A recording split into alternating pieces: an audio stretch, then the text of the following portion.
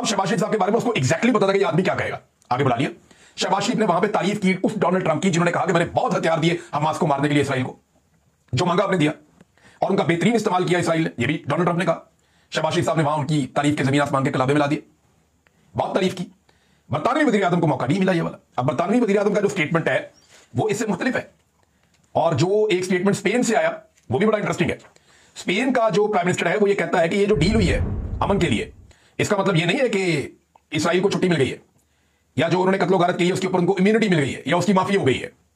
ये गजा का जो जेनोसाइड किया गया है, कत्लेआम किया गया है, नस्लकुशी की गई है, इसका जवाब तो देना पड़ेगा। ये स्पेन कह रहा है और पाबंदियां बरकरार रखने की बात कर रहा है। एक गैर मुस्लिम मुल्क का हुक्मरान ये कह रहा है। बरतानिया क्या कह रहा है? वो कह रहा है जनाब इसराइल को यहां पैसा देना चाहिए गजा की तामीर नौ के लिए, उसने दबाई फेरी है।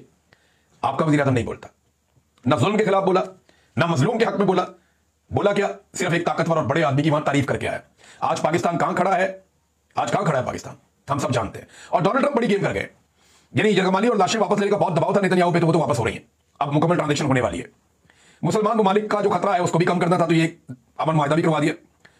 लेकिन गजा में फलस्तीनियों को ये आराम से रहने देंगे ऐसी कोई गारंटी नहीं है, क्योंकि इस्राइली फाइनेंस मिनिस्टर ने कहा है कि गजा में सिक्योरिटी की गारंटी की एक ही सूरत है, और ये हम जरूर करेंगे कि वहां पे यहूदियों की आबादकारी की जाए।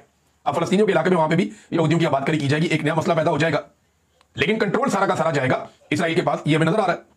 और हमास को फिर से डोनाल्ड ट्रंप ने भी वाज़ेह धमकी लगा दी है कि अगर हमास गैर मुसल्लह नहीं होती तो पुरतशद्दुद रास्ता अपनाएंगे, मैं कोई खेल नहीं खेल रहा। डोनाल्ड ट्रंप ने यह बात पहले से कह दी है। तो एक बात तो आप सारे लोग समझ लें कि जो दिखाई देता है वो होता नहीं है, और आपके वज़ीर आज़म ने पाकिस्तानी मौक़िफ़ जो कई दहाइयों से है उसको पसे पुश्त डाल के एक नया मौक़िफ़ अपनाया है, जो वो मौक़िफ़ नहीं है जो कायदे-आज़म मोहम्मद अली जिन्ना का था। आज एक डिफरेंट मौक़िफ़ है, एक डिफरेंट पॉलिसी है। पाकिस्तान ने प्रो अमेरिका और प्रो इजराइल पॉलिसी जो है उसको अडॉप्ट किया है। इसराइल के खिलाफ हर किस्म की पॉलिसी तर्क कर दी है, उनके ऊपर तनकीद बंद कर दी है, और उनसे जवाब लेना बंद कर दिया है। जबकि डोनाल्ड ट्रंप को खुश करने के लिए उन्होंने वो तमाम चीजें की जो डोनाल्ड ट्रंप ने उनसे मांगी है। ये हकीकत है, आप इससे भाग नहीं सकते।